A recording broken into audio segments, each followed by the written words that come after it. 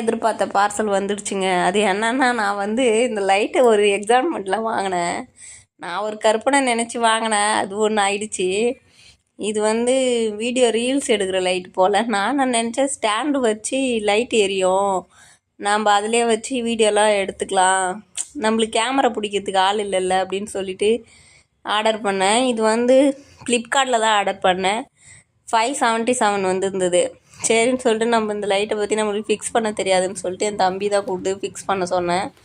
அவனும் வந்து ஓப்பன் பண்ணான். நான் நினச்சேன் இது கரண்ட் இல்லைனாலும் பேட்ரி போல், ஃபுல் பேட்ரி ஏற்றிட்டு நம்ம போகிற இடம்லாம் இது எடுத்துகிட்டு போகலாம். அழகாக நம்ம பூஜை பண்ணும்போதெல்லாம் அழகாக இது ஸ்டாண்டில் அழகாக ஃபோனை வச்சுட்டு நம்ம பூஜை பண்ணலாம் அப்படின்னு நினச்சேன். கடைசியில் இது உள்ள கேட்லாக் பார்த்தோன்னே தான் தெரியுது இது வந்து எப்பயுமே வந்து கரண்டில் தான் அட்டாச் ஆகிருக்கும் சார்ஜரில். அப்போ மட்டும்தான் நம்மளால் வந்து வீடியோ எடுக்க முடியும்னு சொல்லிட்டு தெரிஞ்சிச்சு. பார்த்தோன்னே கொஞ்சம்